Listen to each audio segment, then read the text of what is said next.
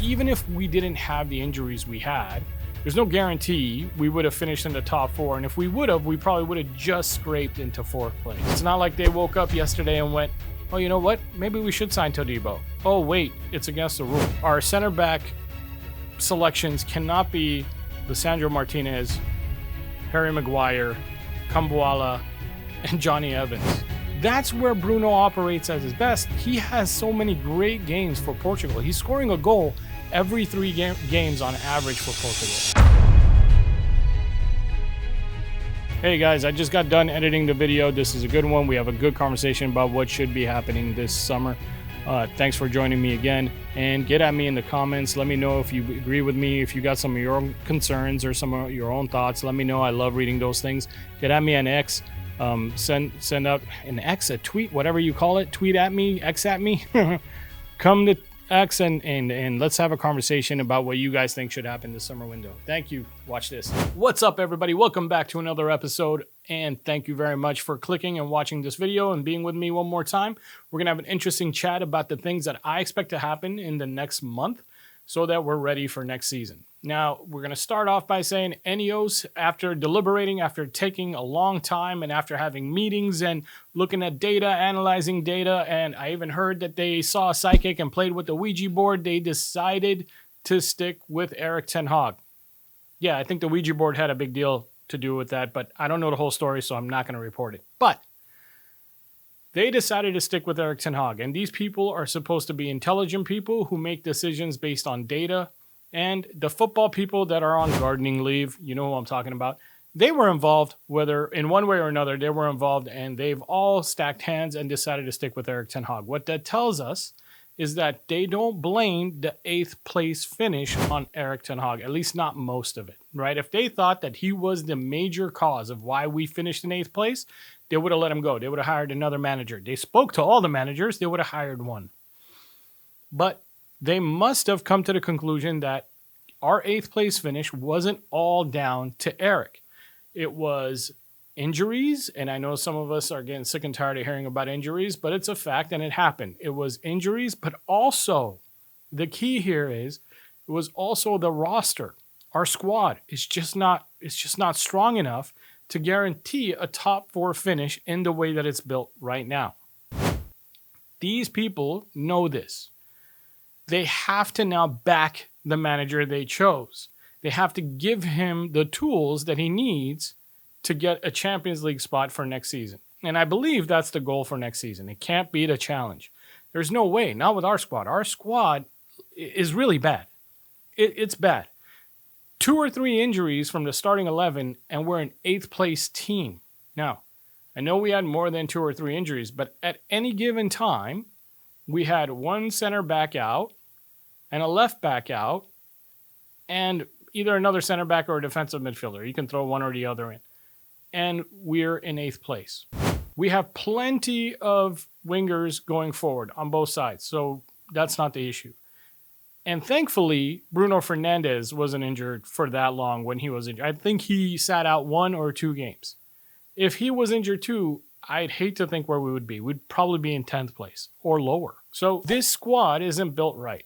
And they know this. They have to know this. If they didn't know this and they thought the squad was fine, then they would have let Erik go and they would have hired another manager. So the fact that they kept Erik around means that they sat down, they looked at the squad, they analyzed the situation and went, okay, it's not his fault. We finished at 8th place, and that they're going to do something about the medical department. And I completely I'm on board with that. Great. Let's get new physios in. Let's get a brand new medical department or personnel.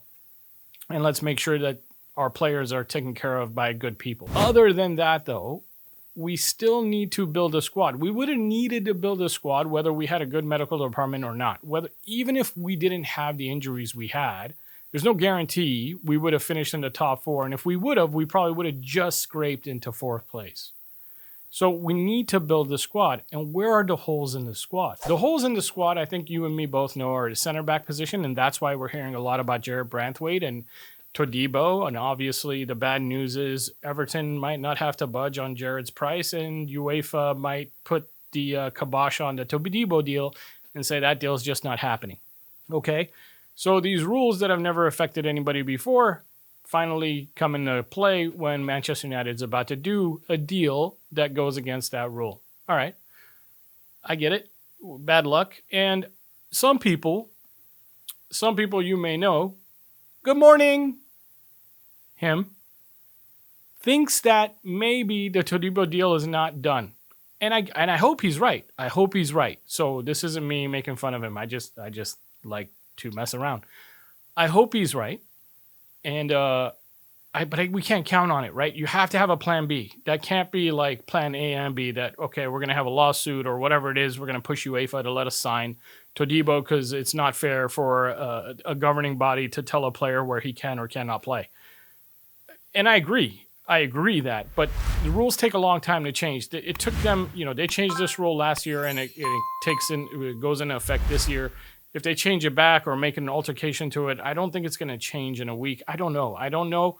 But we can't sit here and waste time and do this because we always do. In the summer transfer window, we seem to always find a way to waste time. This isn't a rule that just popped up, I don't think. So shouldn't have INEOS already known that there's a rule like this?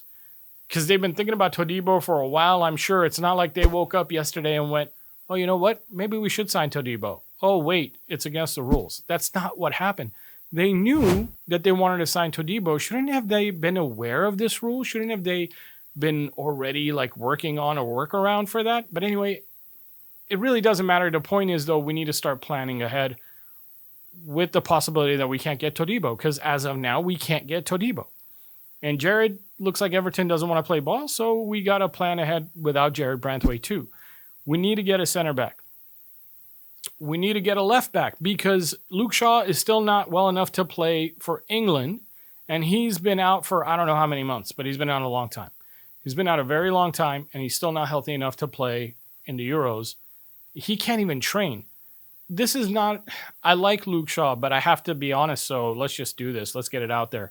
He's not someone I can depend on. He's not someone we can depend on. He's not who is going to be our starting left back for years to come. It's sad, but this is the problem. This issue is Luke Shaw is going to have seasons like this still to go. It's always going to be like this with Luke Shaw, right? It's always been like this. The man got a bad injury when he was young, and it's always going to be around, and maybe he can play 70% of your games one season, but then the next season, he might only play 20, 30, or 40% of your games. We need to look at left backs that are good enough to start for us, that are good enough to help us get into Champions League positions and hopefully one day challenge. So we're going to talk about left back too. Center backs, left backs, and then for me, a defensive midfielder. All other positions, in my opinion, can wait. All other positions. Right back can wait. You don't get rid of Wan-Bissaka. You keep him around and you wait. Now, Wan-Bissaka's got only 1 year left on his deal, but I don't know if that's with the option or is that actually a 1 year deal or is it 1 year plus we have an option for another year? I don't know. But if he only has 1 year left and they want to try to offload him, I totally get it. Maybe you do that. But that's not something you spend too much time and energy on. It needs to be an easy deal to make because they have to spend their time and energy on these other positions we just talked about. So preseason, I believe the boys come in for preseason right around the 10th or 14th of July. So that leaves us with about 10 days in July to start signing people so that they can join as soon as preseason starts. Let's talk about some of the options that are not Jarrad Branthwaite, that are not Todibo, and a left back, because I don't think Luke Shaw is our starting left back. I just don't think he's someone we depend on. So let's get into it. A lot of people think that Leny Yoro is not doable. A lot of people think he wants to go to Real Madrid. That is, so we can't make that deal happen. It's too hard. He's going to sit out and wait for Real Madrid and blah, blah, blah. Now, Real Madrid was having issues, and Nacho, whatever his name is, Nacho Hernandez, I believe, just cracked the deal today, or at least that's what I heard, that the deal with Saudi is a go, and that should be wrapped up in the next week or 10 days, which means they'll get money in if they want to spend it on Leny Yoro. I think this is where you attack. You wait for another week, that's it. And then right around July 1st, if Real Madrid has not bid for Leny Yoro yet, or at least hasn't bid something, something that his team would want, You go in and you give them the 40 million euros they want, and you start talking to Leny Yoro. Here's the thing about Leny Yoro that makes it exciting or intriguing. His manager is a friend of ours. Jorge Mendes, his agent, is someone who Sir Jim Ratcliffe has had one-on-one conversations with. It's been well documented that we actually talk to Jorge Mendes quite often. Jorge Mendes can help us figure out if Leny Yoro is a possibility or not, and we can get in and out quickly. We can have that conversation, go, hey, we're willing to bid whatever it is they want, and also this is the kind of wage we can offer Leny if he wants to come to us, and he can let us know right away that it's not going to happen or it is going to happen, but we should be exploring that. We should be exploring that. That shouldn't be something, oh, he wants to go to Real Madrid. We already had one conversation about it. We're not going to bring it up again. No, bring it up again. Bring it up again, because Real Madrid, sometimes they say things and they don't follow through. They really do. Sometimes they tell players they're going to do something and they just don't follow through. Now, I think they're going to go after him because Nacho Hernandez is going to go to Saudi Arabia. So I think they are going to go after him, but we should try. Now, if we don't get Leny Yoro, who do we get? That's the catch. Who do we get if we don't get Leny Yoro? Another one of our content creator friends, James, thinks that we should be putting in the money and getting Branthwaite because he thinks that there is no one else unless we get Leny Yoro. Don't get me wrong. Even James wants Leny Yoro, but he doesn't think we can get Leny Yoro. And if there is no one else, then we should be paying what it's going to cost to get Branthwaite. And I get where he's coming from, but we're trying to make a point here. And I get that maybe this isn't not a convenient time to make that point, but we're trying to make a point that people are not going to hold us to ransom. We're not just going to pay 70 million pounds for someone because Everton wants us to pay 70 million pounds. So I think it's the right thing to do for us to walk away. I really do. I think it's the right thing to do for us to walk away, even though I don't know who we go after. Antonio Silva is going to cost a lot of money, and he's not that good, really. Inacio is a left-footed, left-sided center back who I don't think he plays on the right at all. And I also don't think Inacio is that good. Silva's probably better. I don't know. There is that Italian guy, Calafiori. I've only watched him play in the Euros, so I don't know anything about him. I don't know if he's good. I don't know if that's someone we go for. Unfortunately, we have to go for somebody. Our center back selections cannot be Lisandro Martinez, Harry Maguire, Kumbuala, and Johnny Evans. There has to be. Varane just walked out the door. So they do need to back the manager and get him a center back. But I can't blame them if they walk away from the Branthwaite deal. I can't blame them because I agree with them that we need to start. We can't say that we're going to change the culture and the very first signing we make is one where somebody bent us over and charged us 70 million pounds for a player who's not worth more than 50. So I agree with them. But what do we do? I don't know. Can you guys think of a center back that I haven't mentioned that we should be thinking about? Don't say De Ligt. Please don't say De Ligt. I'm not in agreement there. If you want De Ligt, I want so much to not get any more Ajax players, or players that Ten Hag has worked with before. Which, by the way, later on we're going to talk about another player that Ten Hag has worked with before that I don't want. That now we're hearing a lot of talk of, and he's a center defensive midfielder, so you can guess who it is. But we'll get to that. So let's stick with the center back discussion. Can you guys think of somebody? Comment down below if you can think of a center back that I'm not thinking about that we can go and get right now. I think Bayern Munich has some center backs to offload because they're going after another one. And that's why you're hearing talk of De Ligt, because they're ready to offload a center back. He's just not the Bayern Munich center back I'd go for. I'd try to maybe get Upamecano, Kim Min-jae. Any other center backs outside of Bayern Munich? What do you guys think of Ta? I know Bayern Munich want him. I don't know. That's what's freaking me out. So, but that's not my decision. It's not my call. My wish list. Here's my wish list. My wish list has Leny Yoro on it. Leny Yoro is the one I wish they would pull out all the stops, talk to his agent, figure out a way to get that deal done. If you're going to put 70 million pounds on Jarrad Branthwaite, I'd much rather put that 60 or 70 million pounds towards Leny Yoro. That's just me. I think Jarrad Branthwaite's a good defender, a really good defender. But Leny Yoro looks like his ceiling Leny Yoro looks like he might be the best defender in the world one day. He's not there yet, but he looks like he has the possibility of being the best defender in the world for his, generation one day. Whereas Jarrad doesn't look like that to me. He looks like he could be a good defender. Doesn't look like he could be like a world beater. Okay, the next thing I want to talk about is left back. The left back situation is freaking me out. I'm not hearing enough about left backs. We heard about the left back from Bournemouth for a little while. I actually watched him play in the Euros. He's not bad. But that's not good enough. He looks to me like someone who's still rough around the edges. I really want them to go in for Alphonso Davies. And again, we've heard rumors that Alphonso Davies might be going to Real Madrid. I'm telling you right now, it's not. I don't think it's possible that Real Madrid's getting Kylian Mbappe, who cost them a lot, by the way. I know everyone thinks he's free. He's not free. Cost them a lot. Kylian Mbappe, Leny Yoro, and Alphonso Davies in the same window. They're too expensive. Man, if they pull it off, good on them. But if they pull it off, that means Ferland Mendy's available. So you go after Ferland Mendy. But Alphonso Davies on my wish list because Alphonso Davies is amazing. He is such a good left back, and he could play left winger if you ever need him to.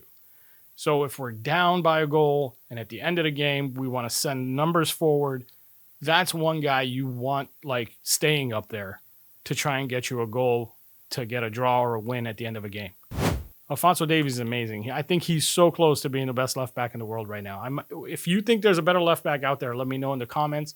Theo Hernandez, last video I said he was the best left back in the world, and I stand by it. But right now, compared to what I saw yesterday, because Italy played yesterday and Canada played yesterday, Alphonso Davies played way better than Theo Hernandez. Alphonso Davies against Argentina was dominating the game, that side of the field. He was amazing. So Alphonso Davies is the one I want. If we can't get him, I would love a Ferland Mendy or a Theo Hernandez. But, those ones cost money. And INEOS needs to put their money where their mouth is. They need to back this manager. Let me ask you another question. If we end up only making 3 signings, but they're all great signings. So if we sign Leny Yoro, Joao Neves, that's my wish list DM. I love that kid. I think he's amazing. I think he can cover so much ground. He'll protect your back line for you, and he starts transitions really well. So, he basically, him and Leny Yoro and Lisandro Martinez, that's your back line protected for the next 10 years. Well, not Lisandro Martinez. He's not that young.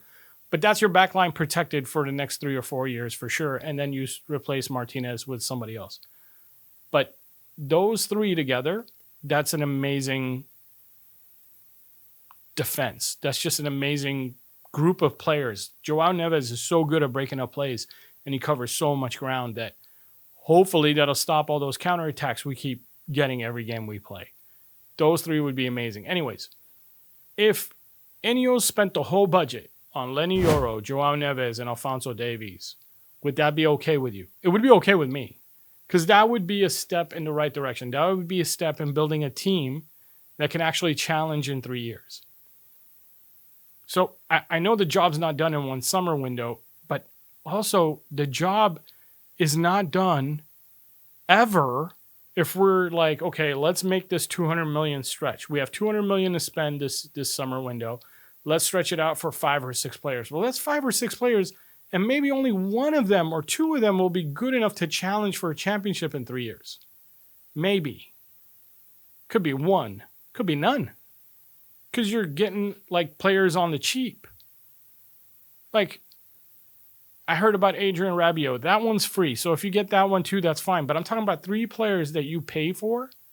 If you got Leny Yoro, Joao Neves, and Alphonso Davies, I'd be ecstatic. I'd be going okay, we're moving in the right direction here. And then next summer, you add another 3 pieces. And next thing you know, you've got 6 guys on your starting 11 that can challenge for a title.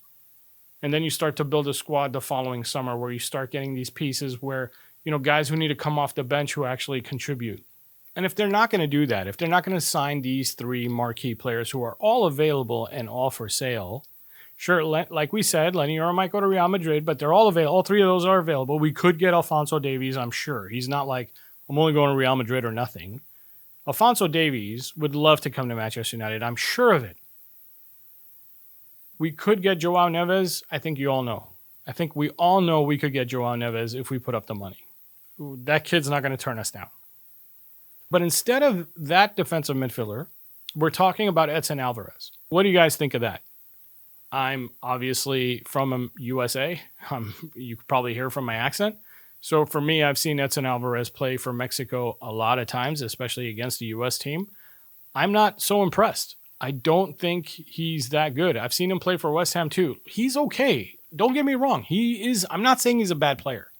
I'm saying he's not someone that I can say 3 years from now is the starting defensive midfielder of a championship team. I just don't see it. He looks to me like somebody who could be the starting defensive midfielder on a team that fights to try and get in the top four. So yes, would he do a job for us to help us get to the top four? Yeah, he would. But does he hold a candle to the likes of Rice or Rodri? No, not even close. Not even close to that vicinity of being a great like that. And he's not going to be. He's not going to mature into something like that. He will be a good player, but he's not going to be a great player. Are we okay with that? That's what I mean, and that's what I'm trying to get back to. That's the whole discussion here. The whole discussion is, are we okay with 5 players coming in that are all going to be good and help us challenge for the top 4, but we'll probably need replacing in about 3 years or need an upgrade in 3 years, and they're going to drop to the bench. Is that the route? There's 2 ways to build a squad to challenge, right? You can build small, challenge for the top 4, and then in 3 years, when you realize, okay, he's not good enough to challenge for a championship, he's gonna be a great bench player, and we're gonna need to get another starter in. And that's what's gonna happen, I believe, if we go after an Edson Alvarez. That's what's gonna happen, I believe, if we go after a left back that's just for cover for Luke Shaw, instead of for someone to come in and take Luke Shaw's job and put Luke Shaw on the bench. That's what's gonna happen in all the positions. Joshua Zirkzee is the only one I'm okay with. Like, I actually agree with that signing because I like Rasmus. And I think Zirkzee offers us something different. That actually makes sense. You've got 2 guys with very big upside, a big ceiling, and then let's see how they develop. One plays one way, one plays another way. It's actually really good. That's really good stuff. I'm okay with that. But when it comes to the spine of the team, the defensive midfielder and the 2 players that are going to play in your back four, the left back and a center back, I think that's valuable pieces that need to be solid. You're going up against the likes of Ruben Diaz and Rodri. You can't be coming in with Edson Alvarez. I'm sorry, you just can't. So I hope that story goes away. And again, I don't want any more Erik Ten Hag ex-players. Like, he is obviously... By the way, for anybody who thought Erik Ten Hag is not a good player manager because of the Sancho situation or, any fallout he might have had with other players, look at how, devoted he is to his ex-players. So you can't tell me this guy has, no love for players and mistreats them. He's obviously super devoted to his ex-players. So, and I get it. That's good. It's good to have a passionate manager who loves his players. I want that. I don't want him to change, but that doesn't mean I want to sign his ex-players. Another reason why defensive midfielder and a good center back are valuable is because it frees up Bruno. I think one of the biggest issues we have, because watching Bruno play for Portugal, if you watch this right here, you can see that without the ball, Bruno's all the way up with the striker leading the press. He does that sometimes for our squad too, and it's great when he's doing that. But a lot of times for our squad, he's actually back in the midfield line. He's not up with the striker. And especially with the ball, he will drop back to make this long pass. And I know you guys know what I'm talking about because we've all seen it. It's the Bruno Fernandes touchdown special. That's what I call it. He gets the ball and he looks for Rashford or Garnacho running. And the reason why I don't like it is because he's receiving the ball literally, 5 to 10 yards forward of our 18-yard box. behind the middle of the pitch. If you look at him play for Portugal, with the ball, he's still forward playing as a number 10 right behind Cristiano Ronaldo. That's where Bruno operates at his best. He has so many great games for Portugal. He's scoring a goal every 3 games on average for Portugal. And I think he's averaging also assisting 1 goal every 3 games. I know he's scoring a goal every 3 games, but I think he's also assisting once every 3 games. So imagine in 3 games, he's got 1 assist and 1 goal. And he plays that spot. That's the part of the field where he most occupies his time. The reason why he can do that is because he has Ruben Neves and Vitinha behind him, or he has Paulinho and Vitinha behind him. 2 people who are more than capable midfielders to move and progress the ball forward and distribute to the wingers and or find that pass that Bruno likes to do for us. Because no one else is capable of doing it. Now, I love Menu, and I think Menu needs to start, and I'm okay with that. Menu just needs to mature. He's young. Menu needs to mature and find that game in him too to be able to distribute the ball a little bit quicker. He's really good with the ball at his feet. Sometimes he has to learn to release the pass a little bit faster, look for the runners a little bit quicker, and and he'll learn. He will learn.